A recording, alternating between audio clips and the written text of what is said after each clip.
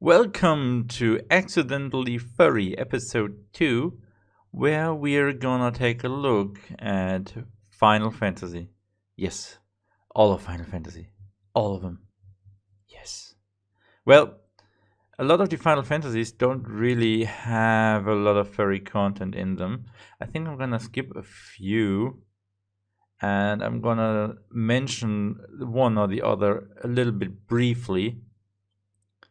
Like Final Fantasy VII, what is there? There's Red 13, right? But let's begin chronologically. So let's begin at Final Fantasy I. Technically speaking, there aren't really a lot of furry moments in Final Fantasy I. There's the dragons.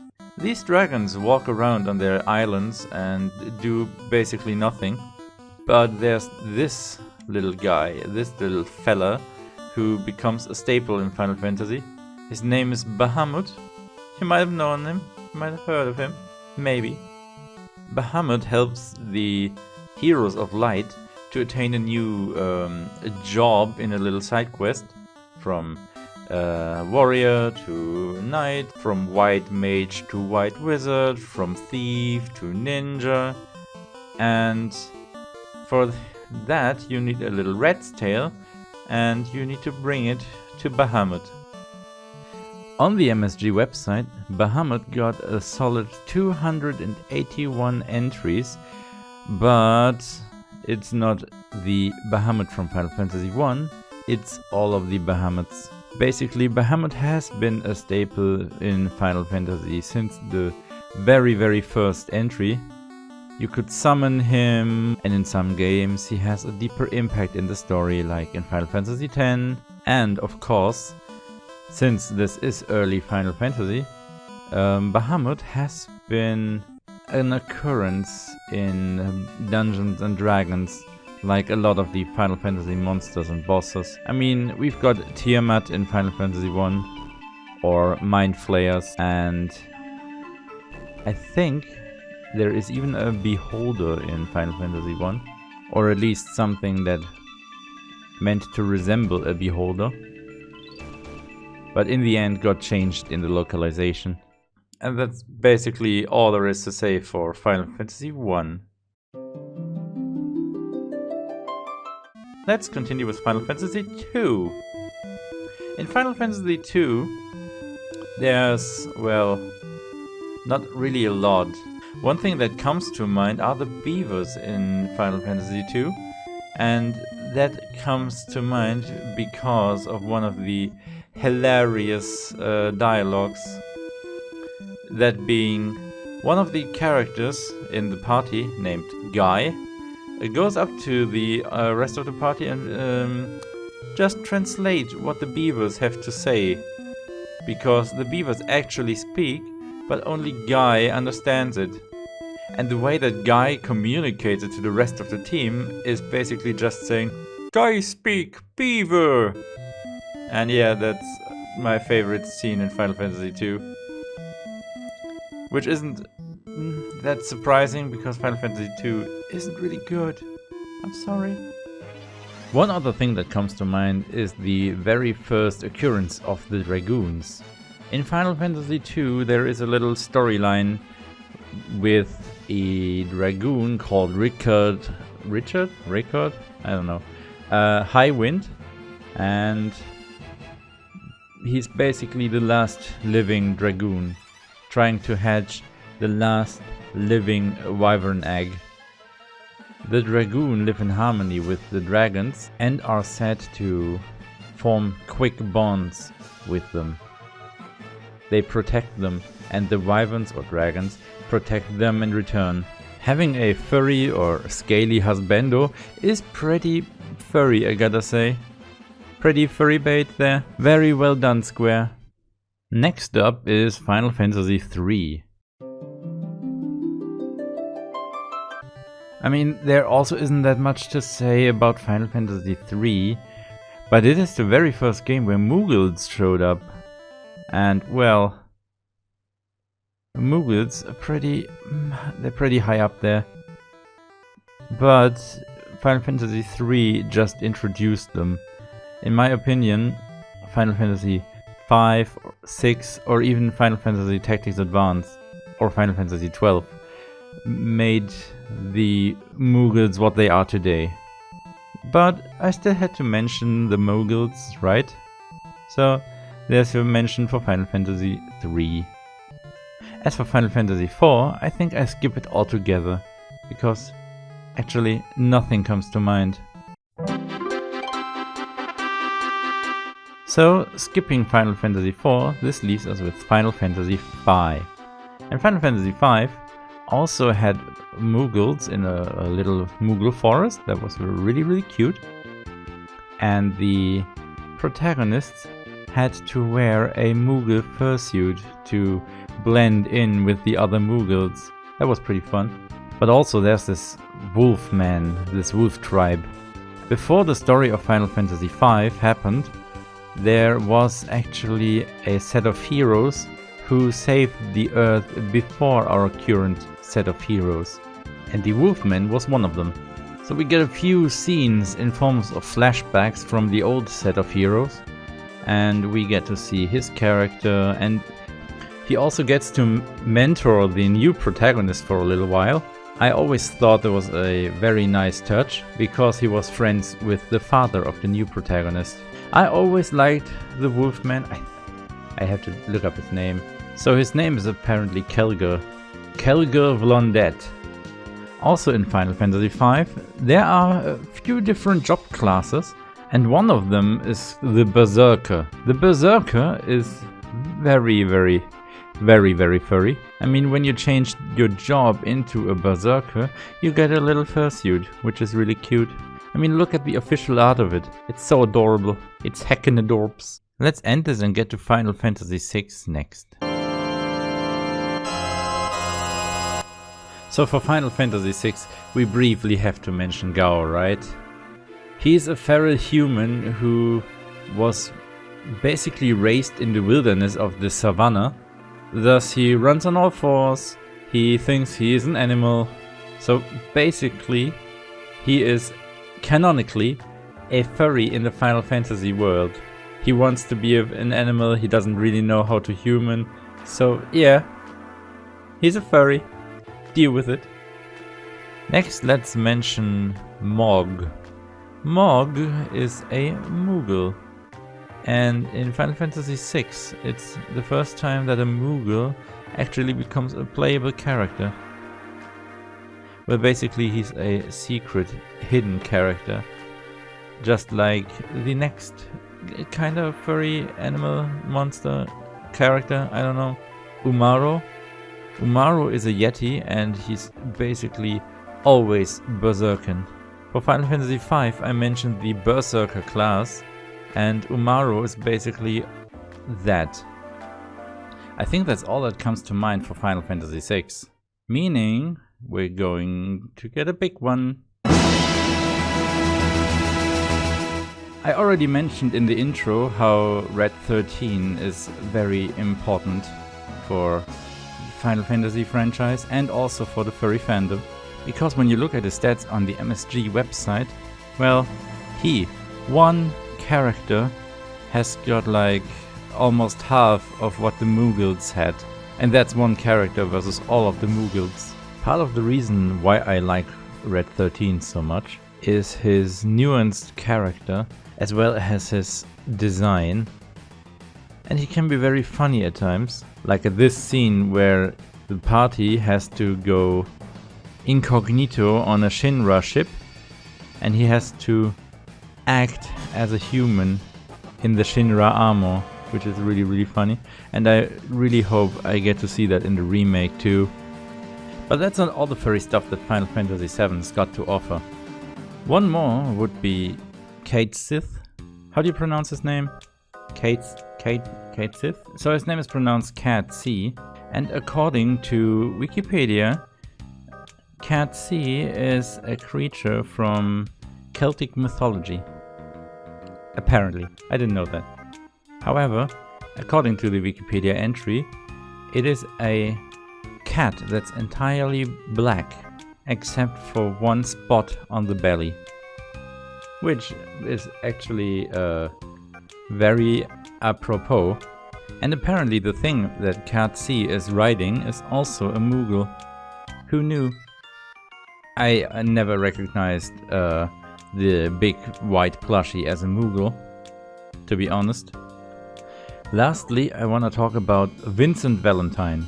Vincent used to be a Turk, which is a basically secret police in Final Fantasy VII in Midgar City, in the Shinra Company. So Vincent was a part of that group, and he was assigned with the task to take care of a researcher named Lucrezia. However, one day he protested against a experiment that Lucrezia and Hojo were conducting, and amidst this argument, Hojo basically shot him dead.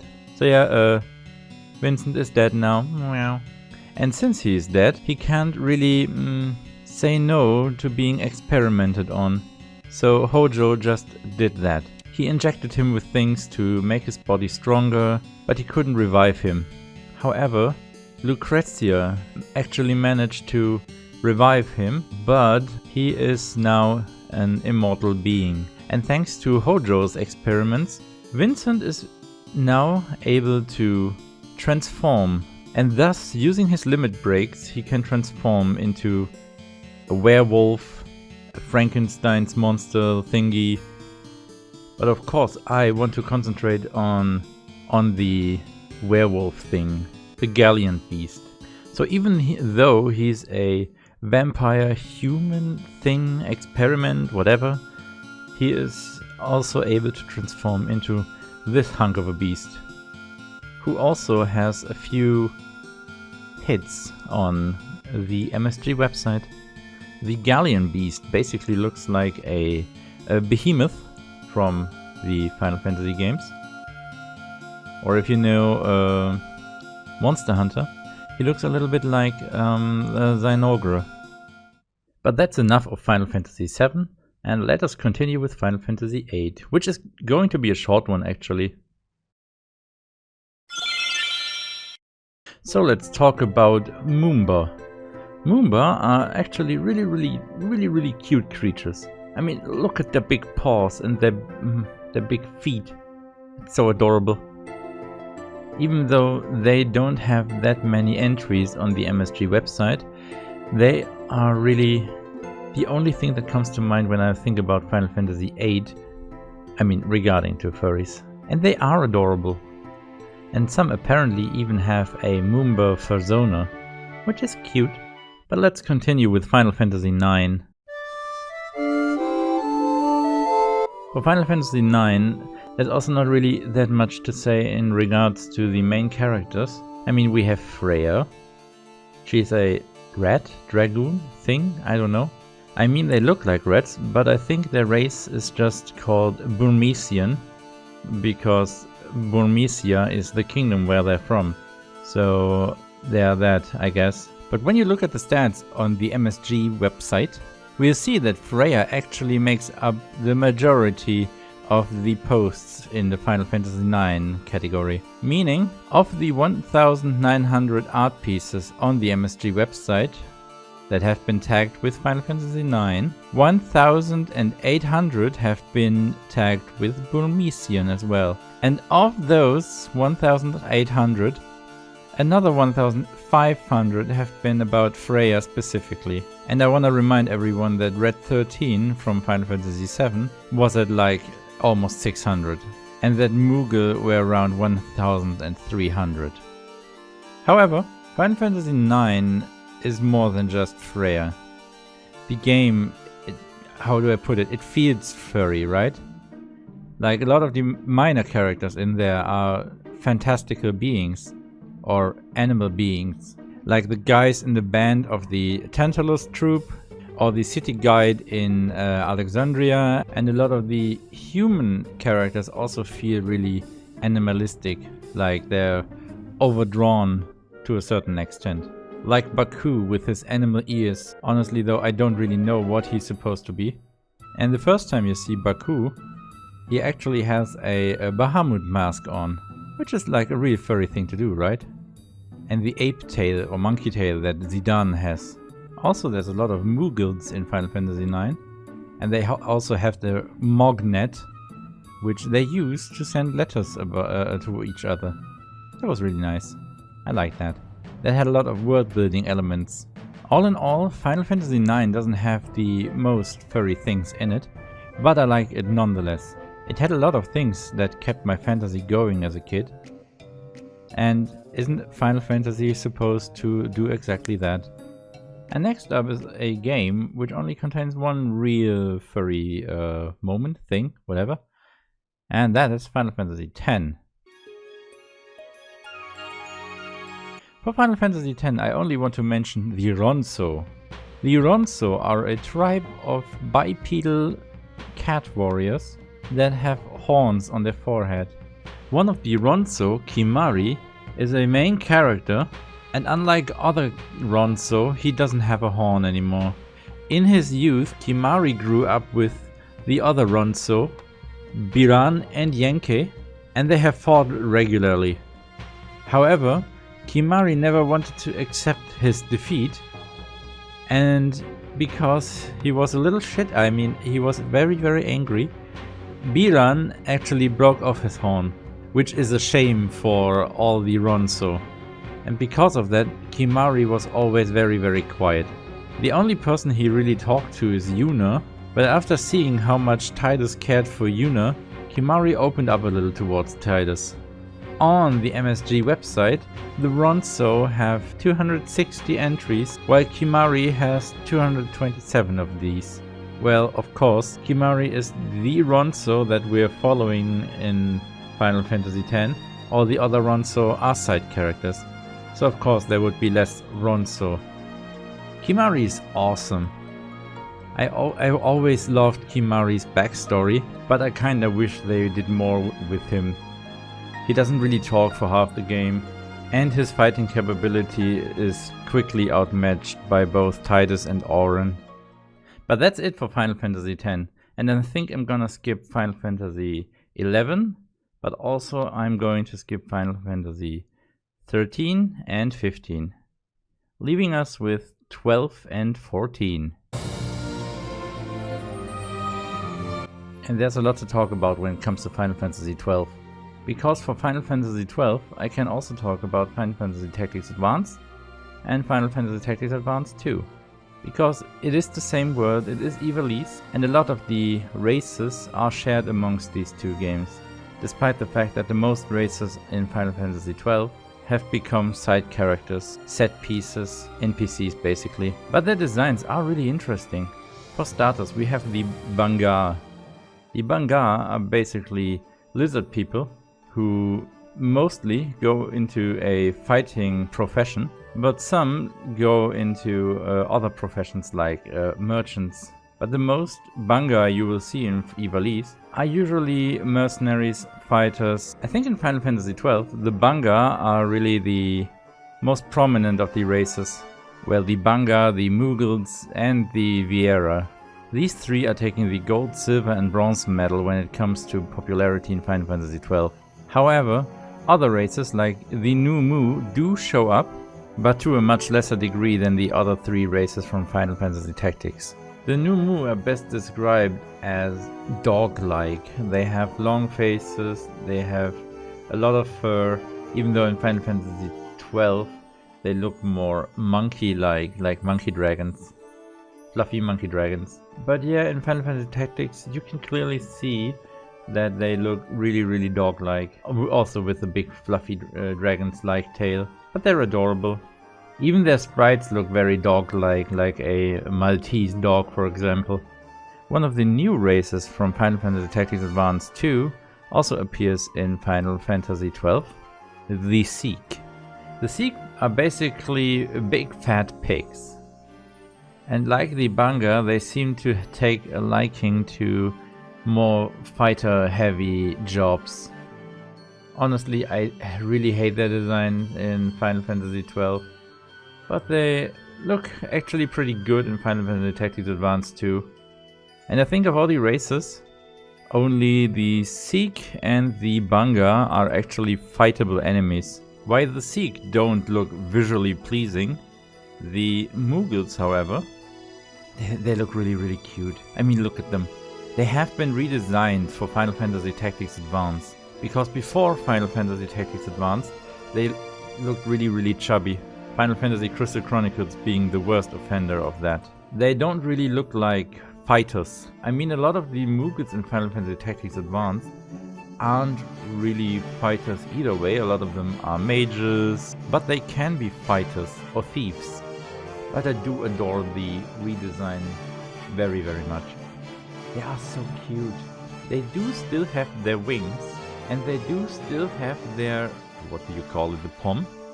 Yeah, they're called pom-poms, I guess. Alright, well, yeah, they do still have the wings and the pom-poms. They do still have the fur, but they really slimmed down so they could fight easier. And they have, well, their ears got really huge. Like, originally their ears were really small, but in Final Fantasy Tactics Advanced and in Final Fantasy XII, because of that, they look like bunny ears basically. Which I think is one of the reasons why they are so cute. And well, I did talk about Final Fantasy Tactics Advanced for this segment a lot. One of the reasons is that one of the main characters from Final Fantasy Tactics Advanced, Mont Blanc, or Mont Blanc? What do you call him? I don't know. Either way, this Moogle, he actually shows up in Final Fantasy XII, and he is the guild leader of the clan Centurio. I think the only ones I didn't properly mention until now are the Viera. I mean, I mentioned them before, that they are in the top 3 spots, so we have to mention more of the Viera. The Viera aren't really, well, furry per se. They do have bunny ears, so I'm gonna count them. Kemono Mimis are kinda furry bait as well. They almost appear to be completely human. However, their ears and their hind legs seem very animalistic, and they do have long fingernails, which are similar to the claws of an animal. And in Final Fantasy Tactics Advanced, they are actually a lot more animalistic. They have fur, they seem to have a little stubby bunny nose, and their claws are even more pronounced. So I'd say the Viera do count, especially the ones from Final Fantasy Tactics Advanced. The ones from Final Fantasy XII and Final Fantasy XIV, which we're getting to later, are rather, well, they're more human, they're more kemono, and the ones from Final Fantasy Tactics Advanced are definitely furry. But first we need to finish up Final Fantasy XII, and for that I wanna check what the MSG website has to say about the races. The Sikh, with only 53 entries. Yeah, that was expected. I mean, their designs in Final Fantasy Tactics Advanced 2, they're really cute actually. But the ones from Final Fantasy XII, no. Just no.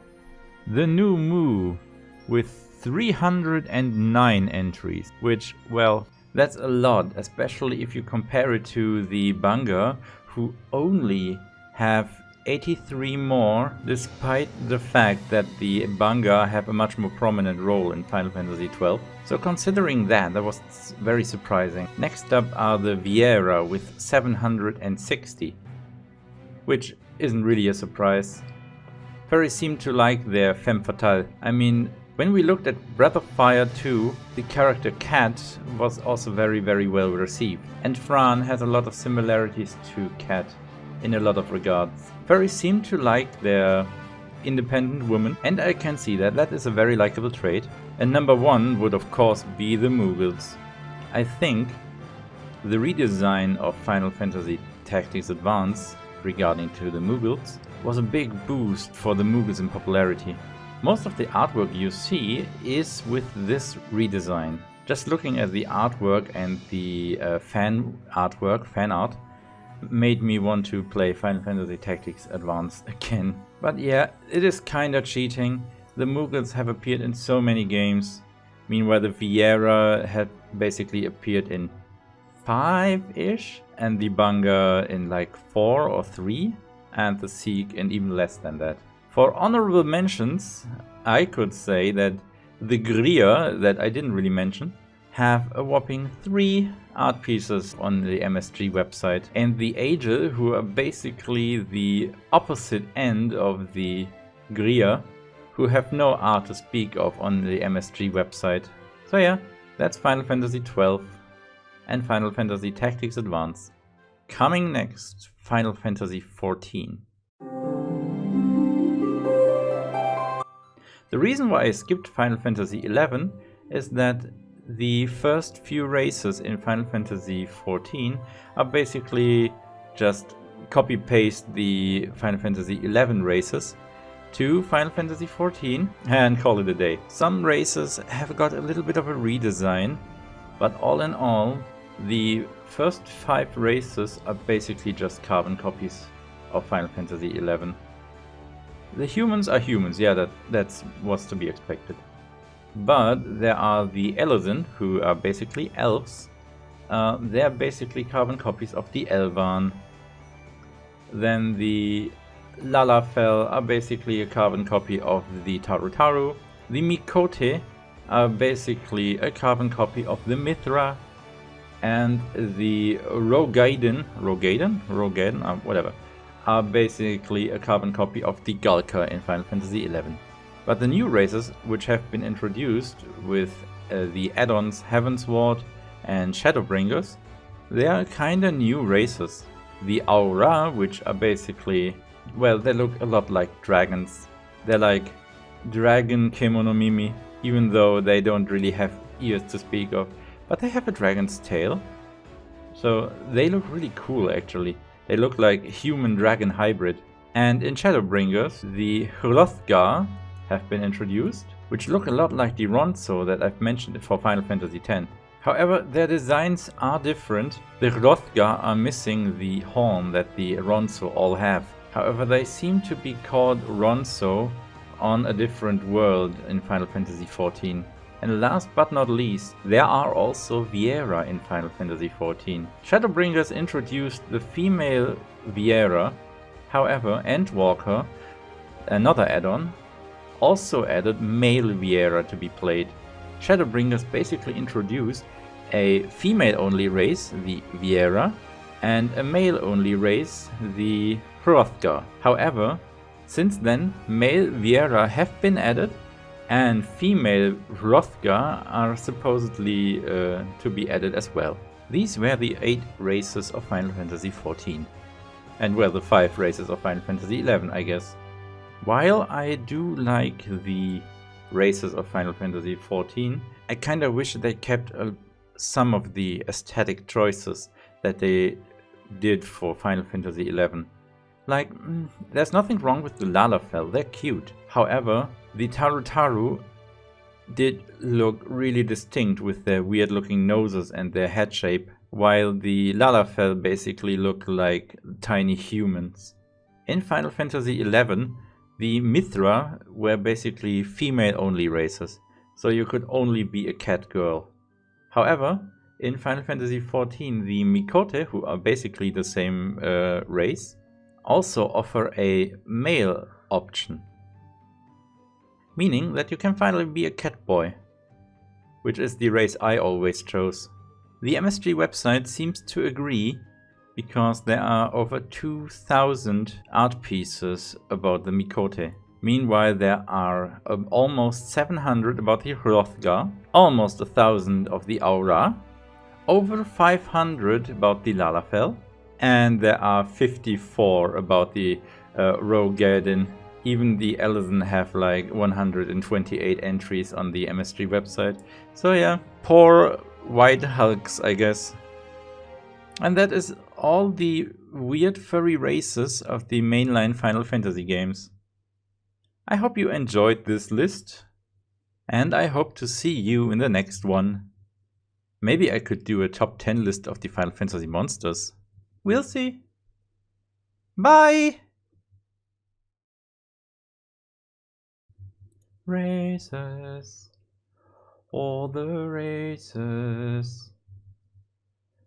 Races. All the races.